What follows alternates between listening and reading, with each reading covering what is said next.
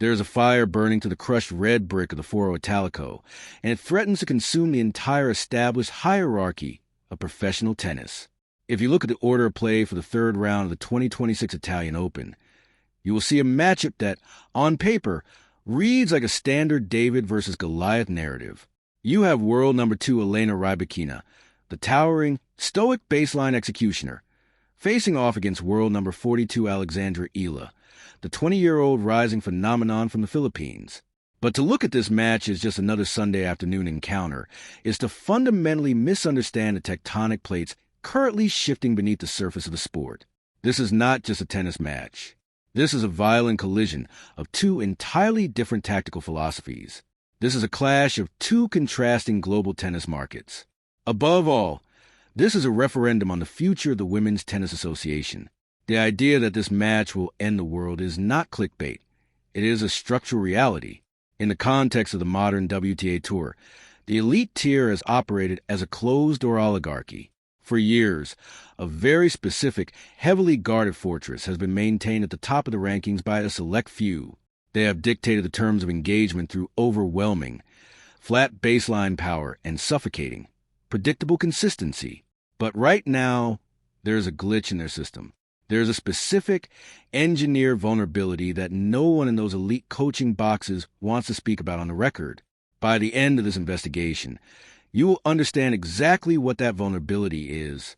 We're going to expose a hidden tactical blueprint that has quietly been circulating to the locker room, a blueprint that has already allowed this young Filipina to claim the scalps of IGA Swiatek, Coco Gauff, Madison Keys, and Yelena Ostapenko over the last 18 months.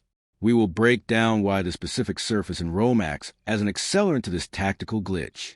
But before we get to the physics of the clay and the multi-million-dollar economic consequences of what happens next, we have to understand the sheer, terrifying stakes of this exact moment in time. Why does this news change everything for you, the viewer, the fan, and the historian of the sport? Because we are standing at the exact pivot point of a generational handover. Elena Rybakina represents the absolute pinnacle of the modern power era. Since the start of the 2020 season, she has amassed 61 match victories on clay. Only IGA Swiatek, Aryna Sabalenka, and Coco Gauff have won more. Rybakina is a machine built for efficiency, coming into this third round after completely dismantling Maria Sakkari in straight sets, dropping only 5 games in an hour and 16 minutes.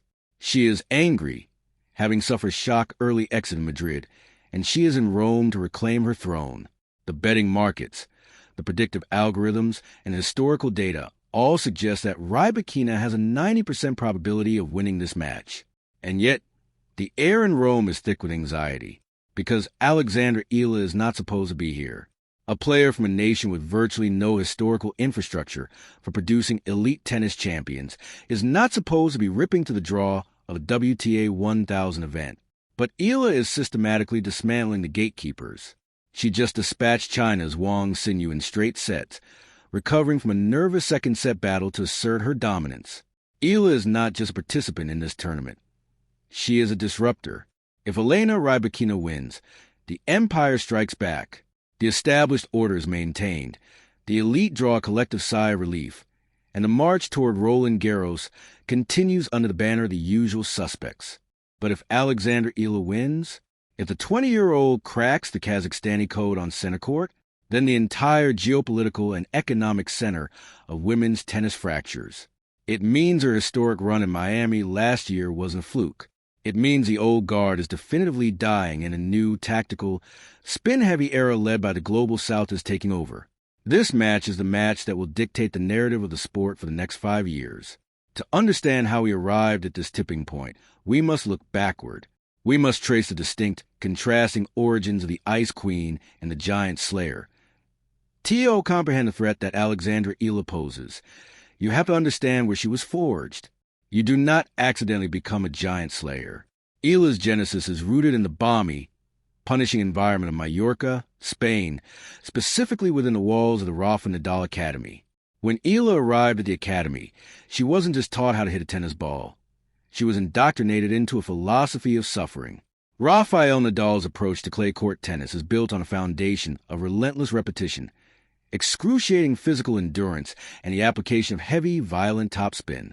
Eala, a natural left-hander like her mentor, absorbed this kinetic chain. She learned that power does not have to come from flat, linear strikes. It can be generated through rotational torque and angular manipulation. Her progression through the junior ranks was a warning siren that the tennis establishment largely ignored. She captured the 2020 Australian Open Junior Doubles title at just 14 years old. She followed it up with the 2021 Roland Garros Junior title, proving her pedigree on the dirt.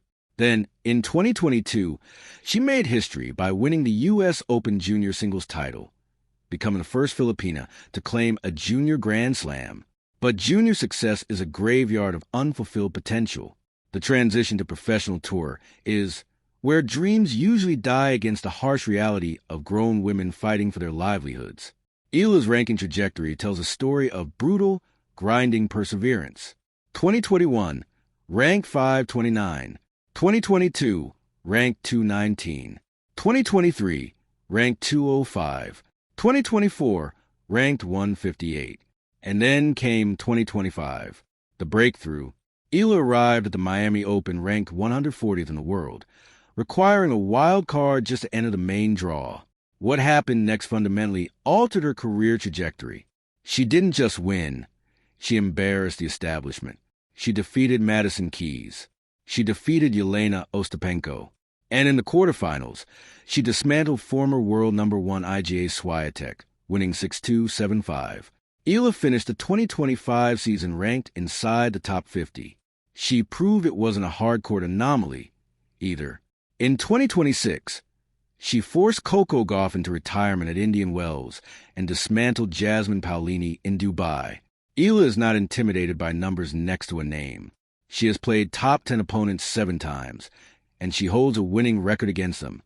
She is a predator who feeds on the arrogance of the elite.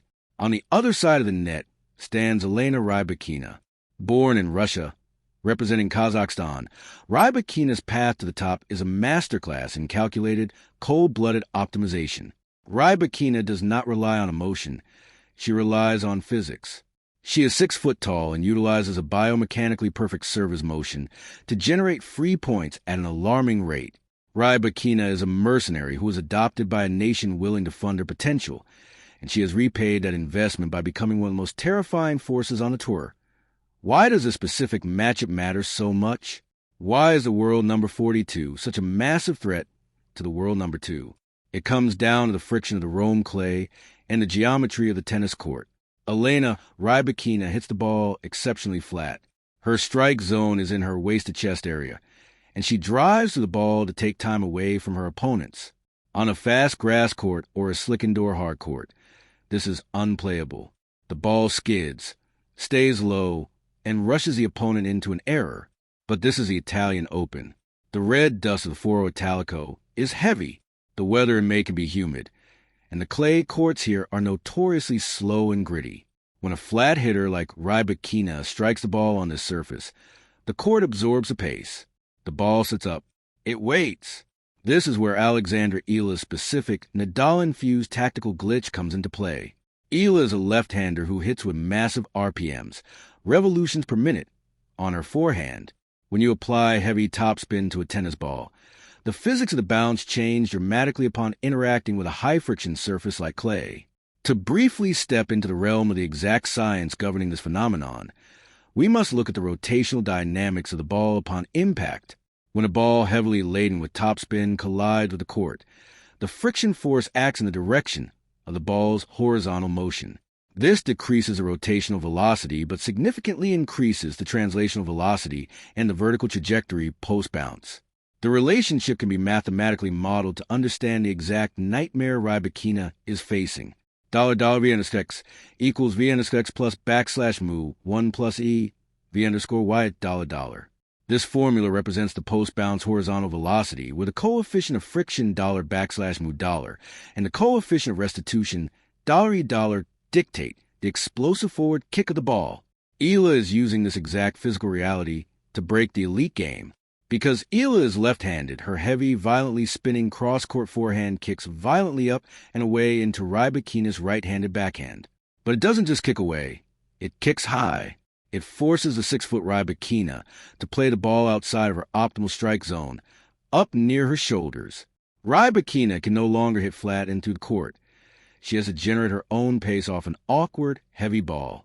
This leads to unforced errors. It leads to frustration. It completely neutralizes the power disparity between the two players. Eala is not trying to hit through Rybakina. She is using the court itself to disarm her.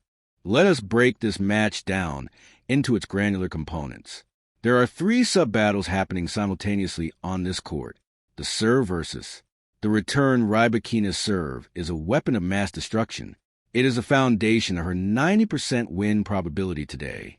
If she lands her first serve at a high clip, Eala will be defending from the tarps. However, the Rome clay blunts the speed of the serve just enough to give a world-class returner a fraction of a second more to react. Eala's compact swings allow her to absorb pace. If Eala can simply get the ball back deep down the middle, neutralizing the angle, she forces Rybakina into a baseline rally. And in a baseline rally on clay, Eala's fitness and grit level the playing field. Look at their demeanors. Rybakina is famous for her stoicism. Win or lose, she rarely changes her facial expression. It is an intimidation tactic, a wall of ice that forces opponents to feel like they are playing against a machine. But Eala thrives on emotion. She is fighting not just for ranking points, but for a nation of over 100 million people who treat her every match like a national holiday. When Eala broke Wong's sinew in the second set of the previous round, you could see the fire. She feeds off the crowd. If the Italian fans, who notoriously love an underdog and love the flair of a left-handed topspin artist, get behind Eala, the atmosphere becomes suffocating for Rybakina. The data shows that Rybakina is heavily favored to win the first set, paying out at $1.12, compared to Eala at $6. The predictive models assume Rybakina will come out serving huge, overwhelming Eala before she can settle into the rhythm of the match. But this is a trap. In Miami, Eala lost the first set to Swiatek before entirely changing her court position, stepping back to absorb the pace, and grinding the former number 1 into the dirt. Rybakina must win in straight sets. If this match goes a distance, the physical toll of Eala's heavy spin will drain the Kazakhstani's legs. IT is the job of any rigorous investigation to present the counter-argument, to look the narrative in the eye, and find its flaws. So, let us play devil's advocate. Why is the algorithm so confident that Elena Rybakina will crush this uprising? First, there's the reality of raw, unadulterated power. Eala has a winning record against the top 10, yes, but she has never faced Rybakina. Rybakina is not just a power hitter. She is a precise power hitter. If Rybakina is serving at 70% first serves in, the tactical glitch of Eala's topspin forehand becomes irrelevant because Eala will never get the opportunity to hit it on her own terms. Second, consider Eala's physical durability. She is 20 years old. She has an overall professional win rate of 59%, while her hard court win rate is a stellar 64%. Her historical clay court win rate at the professional level has been inconsistent. She had a monumental run against Wong Sinew, but the step up from a world number 33 to a world number 2 is not a linear progression. It is an exponential leap. Rybakina's flat strokes, if timed perfectly, can cut through heavy topspin. If Rybakina steps inside the baseline and takes Eala's heavy shots on the rise, before the ball has a chance to kick up to her shoulders, she takes Eala's greatest weapon and turns it against her, using the pace of spin to redirect the ball into the open court. The odds makers are not stupid. They know that a locked-in Elena Rybakina on a mission for redemption is the most dangerous entity in women's tennis. They expect a massacre. But what if the odds makers are wrong? What if the algorithms cannot quantify the weight of a cultural revolution? Let us project forward. Let us look at the long-term trajectory of the WTA Tour over the next 5 years. What happens in the year 2030 because of the outcome of this single match in Rome? If Elena Rybakina wins, she reinforces the wall. She asserts that the power era is not ending anytime soon.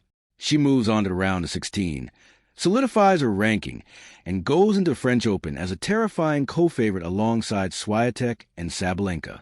The status quo remains, and Alexander Eala is sent back to the drawing board, classified as a brilliant, dangerous player who just isn't quite ready for the absolute apex predators of the sport. But let us entertain the alternative. Let us map out the reality where Alexandra Eala walks onto that red clay today and dismantles the world number 2. If Eala wins, it triggers a chain reaction that alters the entire global economy of tennis. Eala is not just a player. She is a demographic goldmine.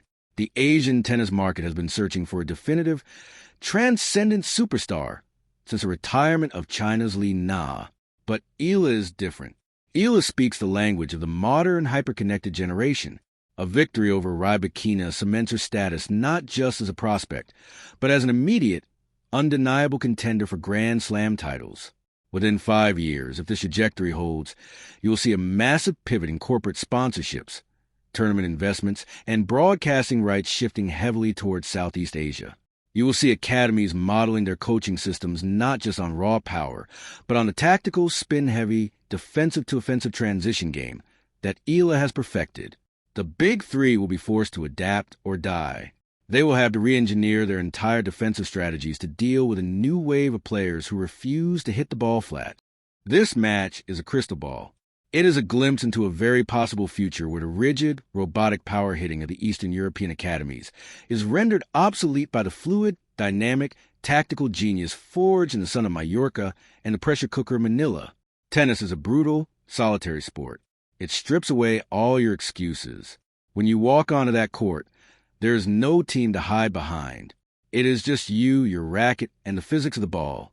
Today, Elena Rybakina walks out onto the court trying to protect an empire. Alexandra Eala walks out trying to burn it to the ground. As we watch this unfold, keep your eyes on the bounce. Watch how high the ball kicks off the clay. Watch Rybakina's shoulders. Watch for the frustration. Because in those microscopic moments, you won't just be watching a tennis match. You'll be watching the slow, agonizing death of an old era and the violent, spectacular birth of a new one. This is a kind of analysis we are committed to bringing you. We don't just read the box scores. We investigate the blueprints of the sport. If you want to understand the hidden mechanics behind the greatest stories in world sports, you need to subscribe to this channel. Hit the like button to help push this investigation into the algorithm, and leave a comment below right now. Do you believe the raw power of the old guard will survive the day, or is Alexandra Eala about to end the tennis world as we know it? Thank you for watching the deep dive. The match is about to begin. Let the ashes fall where they may.